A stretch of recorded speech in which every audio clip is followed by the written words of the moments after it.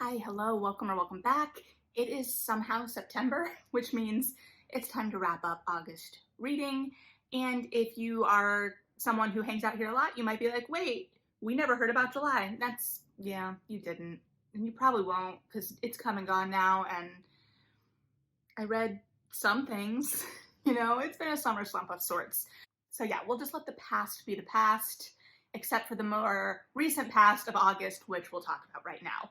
So I talked, or have talked, maybe will talk, about having recently read Lisa Kleypas's Wallflower series, and so that's kind of how my month started, was finishing out that series, reading Devil in Winter and Scandal in Spring. Devil in Winter is obviously, well, not obviously, it's not obvious for everyone, is one of Lisa Kleypas's most beloved titles, at least according to the fact that it's first on the Goodreads breakdown, and a lot of people talk about it.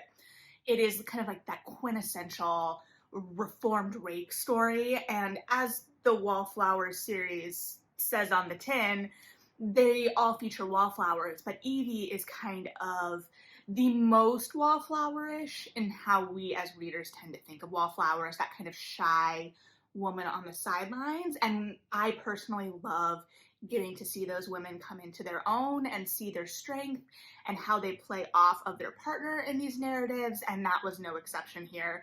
The book started off in a way I wasn't anticipating because I knew that these two were going to be paired up in this book, and I spent a lot of time thinking about, okay, how is this book going to push them together? How is that going to impact their relationships with their friends and whatnot? And the book started out with a shocker for me, and that Evie goes and basically propositions Sebastian. And so that kind of reversal of expectations is a real joy and plays out throughout the book.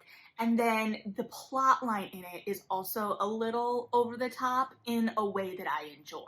It's that kind of outside antagonist. You've got all of these forces, these two characters are working against them while also dealing with the fact that they have feelings they weren't anticipating and what that means. There was an unexpected argument about masking in relation to consumption. It was just a surprise all around. And obviously potentially hit a little different now than it may have, at least in relation to that one scene.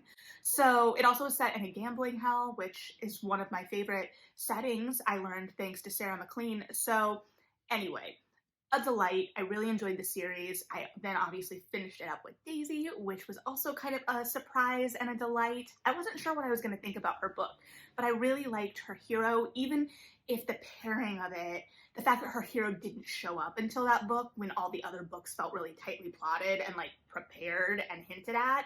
And Daisy felt like she got a hint in book 3 that didn't play out in book 4, but things change, and that plot line was very engaging as well. I enjoyed the banter of that series, and as I said before, but maybe you haven't heard, I enjoyed all the different flavors of kind of hate to love in that. The antagonism that turns to love, and antagonism may be a strong word, but just that there isn't that kind of like insta love, insta connection. They have to kind of get over some hurdles, and it helps the banter stay sharp, and I do love some banter. So, and then I moved out of romance for a hot second and read Liberty by Caitlin Greenidge. I don't have my copy with me because I lent it to my mother. That was kind of the deal. I had to get it read because I was going to see her. There are many other things I need to get read because I plan to pass off, but whatever. This was my priority, and I loved this novel. And I was also ready to go fight some people in reviews I was reading, but I didn't, so good for me. This book was different than I was anticipating, and that could 100% be I read the blurb wrong. For some reason, I had it in my head that Liberty was a first doctor or the first doctor, and that isn't the plot. Her mother is the first doctor, female doctor potentially in New York, but there's an expectation that Liberty is going to follow in her footsteps. And so I was expecting that to be more central to the plot, and it was 100% central to the plot. But what I really gravitated toward in this narrative was the mother-daughter relationship in particular. And I just loved this book. It was so tightly woven. And I talked about how I was anticipating this and being able to contrast it against We Love You, Charlie Freeman, which is a much different thing, right? Because this is a historical, and it was a much different thing, but I could still see those little bits of we're in reality, but there's a little bit of mysticism as an undercurrent or something feeling a little larger than life. So we start the book with the idea, or Liberty talking about the idea of her mother bringing a man back from the dead. And so she is helping be part of this network of slaves that are escaping. And so this man is brought to her in a coffin, and I think there has been some kind of sedative or medicinal concoction involved to kind of help him pass out for the journey. And so the whole beginning of the book is kind of rooted in this idea of a rebirth of sorts, but also that idea of death. And we have this connection to water as well, which is a lot to unpack on many, many different levels, because you've got the symbolism of water and what that means in terms of how we generally think of water in narratives. But then we've also got the significance of water in the Black community and how that symbolism is different. But I thought that Greenidge was pulling from both symbolisms here to kind of play with this idea of rebirth and death and community and what this means. So we start there.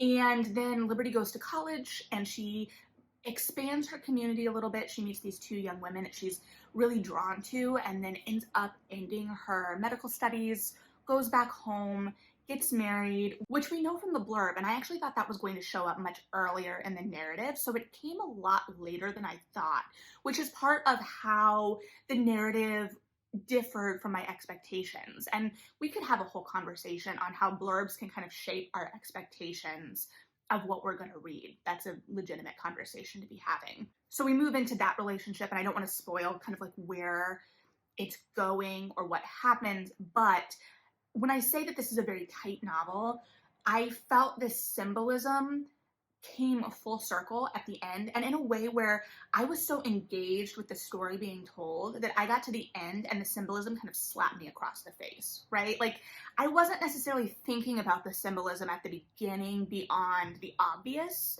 and then I got to the end and I was like, oh wait, I knew this book was smart, I knew this book was doing something, but I think it's doing something on a whole other level than I was aware of. And I really enjoyed the questions this novel seemed to be asking, at least from my reading. It kind of explored senses of identity and how to find and center yourself in the world that you hope for versus the world that may actually exist. There are lots of explorations specifically between Liberty and her mother in terms of both desire and expectations from both sides, explorations of how they navigate the world differently because of colorism, and then just also how they communicate with each other, and also how each wishes for a potentially different communication style from the other, and how they both operate in the world in different ways and potentially have hopes for different futures, both for themselves and the world, and then how that relationship ties throughout Liberty's life. Like, Liberty's story is centered by her relationship with her mother and how that shifts as Liberty kind of comes into her own, and how the symbolism kind of plays around that as well. I think this novel asks a lot of questions and doesn't give you the answers, right? It trusts the reader to kind of grapple with what it's exploring, and it gives you the space to do that while also pulling you in and engaging you with a really compelling protagonist and really lush prose. So I think that it's a smart, tight, compelling novel. So I will be really, really interested to see what Greenidge's next book is, and hopefully we don't have to wait quite as long this time. I'll keep my fingers crossed. Okay, and then I listened to, and I'm gonna have to read this off because it's a long title and for the life of me, I can't remember it off the top of my head. It is The Case of the Murderous Dr Cream, The Hunt for a Victorian-Era Serial Killer by Dean Job. So this is basically what it sounds like on the front. It is a historical true crime about a Dr. Thomas Cream, who was a serial killer. And it was interesting. It started in Canada, his life, I believe, ended up in England where most of the case happened. We took a brief sojourn to Chicago because of course we did. It was the 1800s. It was right after Jack the Ripper, And so he was up to crimes in Chicago before he went to England. And I was like, well, I guess this tracks. So I don't know about this one. It was interesting because the guy was kind of interesting in that he was clearly addicted to drugs and how that kind of impacted things. And his murder weapon was poison, which was interesting because we typically think of poison more as a woman's murder weapon.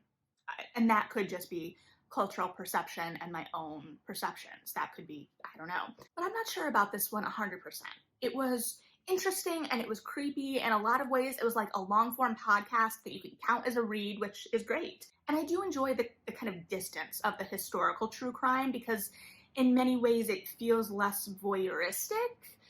But it also felt to me like it wasn't really making a point in a lot of ways. And not that everything has to have a point, but I would have liked to see a little bit more analysis, I guess. And I guess that is also hard because I don't want someone drawing random conclusions or trying to stick a square peg in a round hole.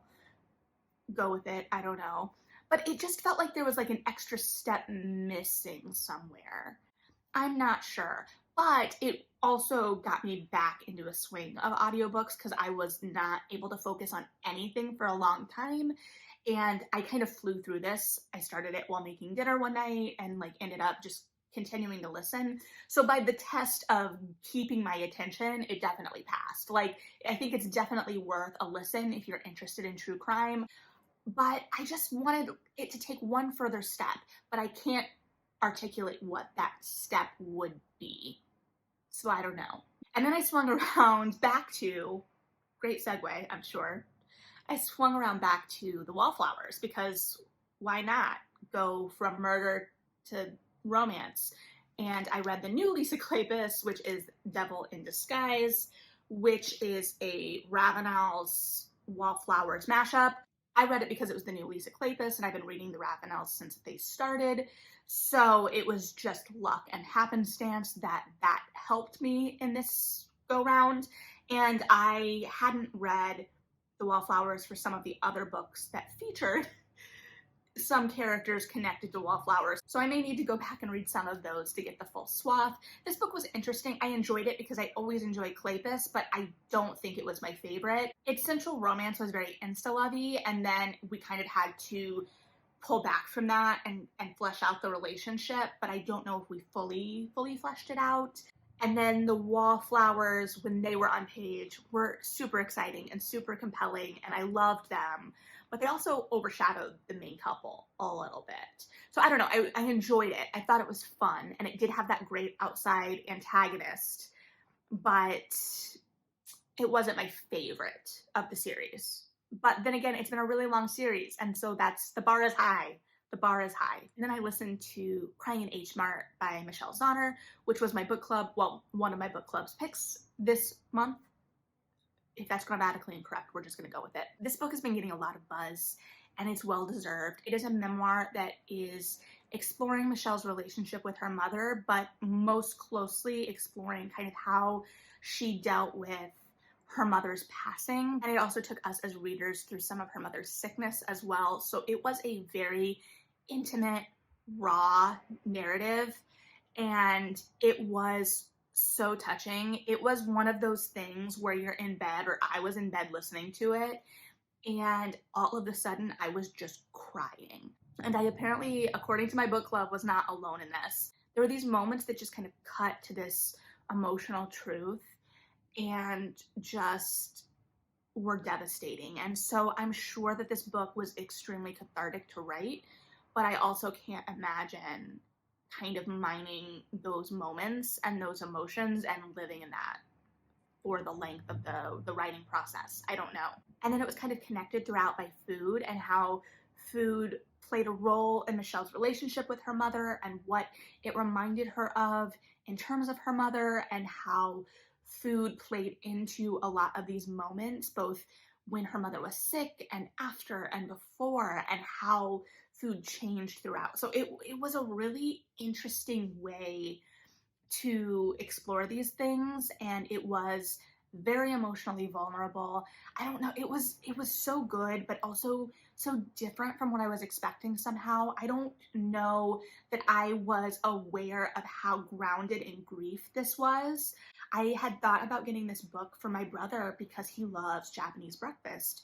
But I don't know, because this book felt like such an exploration of a mother-daughter relationship.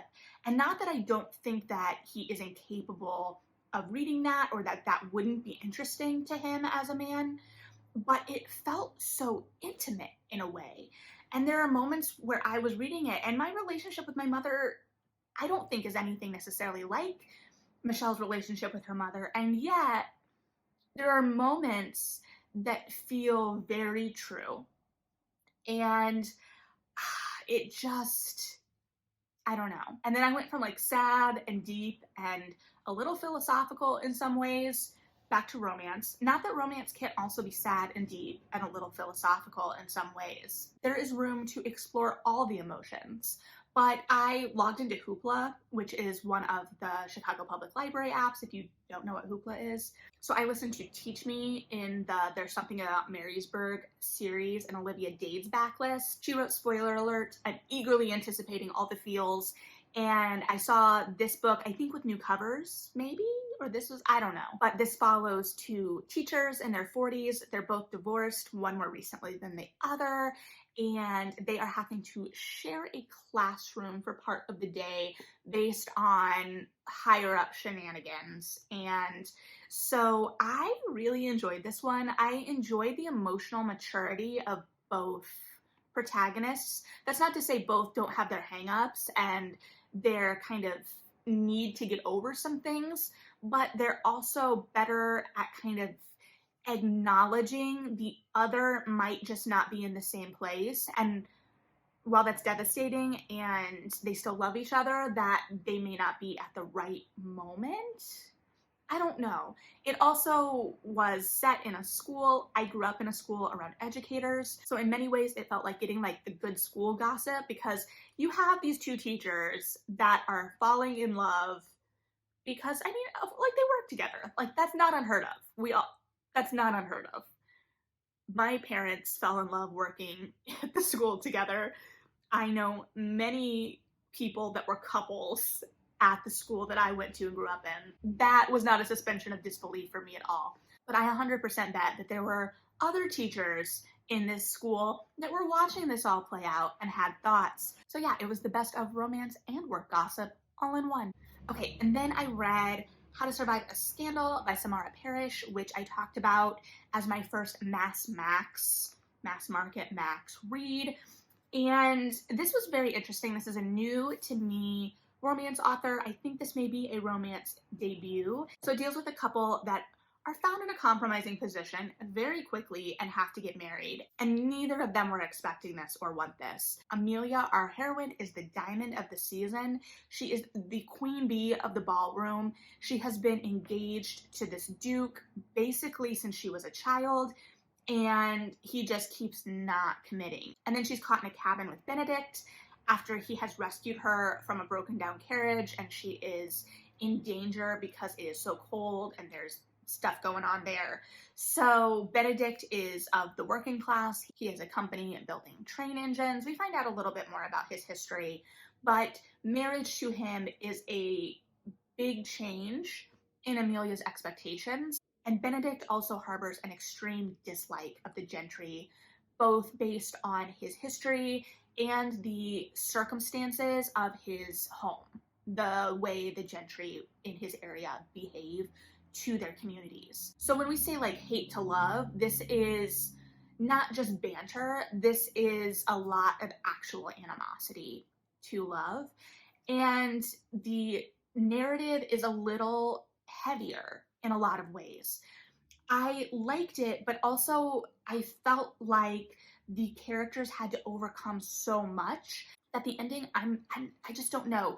It was engaging because both characters are flawed and not necessarily likable. Amelia is not a likable heroine for most of the book, but we get to see her grow, and the author keeps us in that journey. She keeps us engaged. I'm never 100% turned off, and mileage could vary by reader, especially because we build this tension, and part of the hate to love dynamic is the building of the tension, and it is my favorite dynamic by far, and then there has to be a way for this tension to release. And oftentimes we see this in the more intimate scenes, and this book, I can't remember if we get anything on page. I think we get a little, but a lot of it feels very closed door, which is fine. But then as readers, we're getting this high tension, and then we're starting at kind of a more amicable place potentially for our characters, but we haven't necessarily seen the whole arc. And that is not saying that I think we need those scenes to make that happen, to be clear. It just feels like there's a missing piece in some of the scenes somewhere. And the writing and the prose itself is a little less quippy and quick than some historical authors, which again is not necessarily a bad thing, but it's just setting up a different atmosphere. And I do like the questions of class this book raised, and I think it had a really engaging central conflict, and I'll be interested to see the other characters as well. But our crisis point looms very large. It is a big crisis, and I thought it was done really, really well. And then I felt like having to resolve that was the challenge, right? Because we have set our stakes and our upset of this world so high that how do our characters overcome this? So I don't know, I think it was an engaging new voice to explore, because I think she was taking elements that we're used to and then putting a little bit of a spin on it in a way that asks us as readers to kind of question these elements. That being said, the couple that I feel this sets up, and no, I think the book confirms that that's the next book, is interesting to me. So I will definitely be picking that up, and we'll see how that continues. Like if the voice continues in a similar vein, if it does something different, I don't know. I will be keeping my eye out for sure.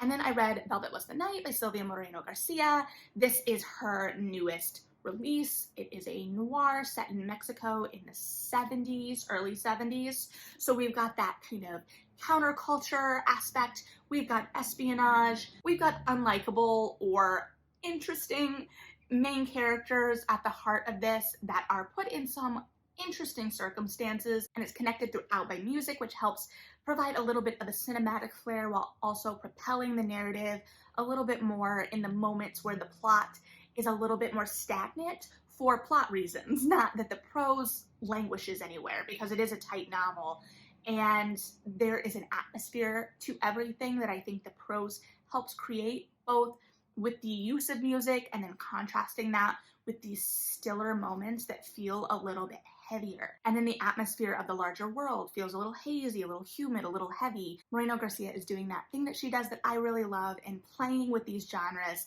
and taking the conventions of them and the expectations readers have and putting her own twist on it. And I think she is incredibly skilled at it.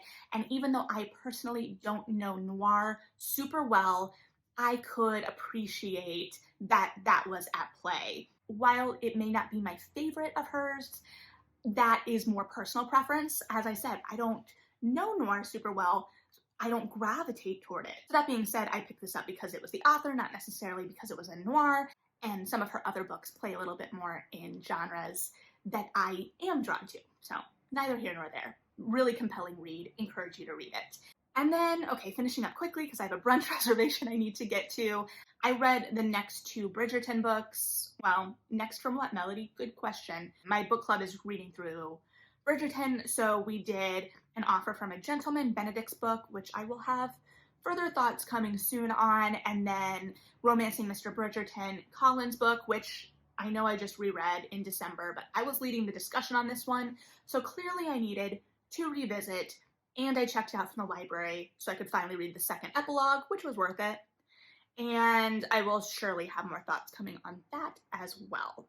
So that was my month. I'm starting to get back into the swing of things. So we'll see how September goes. Hopefully well, because I have a lot on the TBR. But August was a good month. I still read things that I enjoyed. I had fun in these worlds.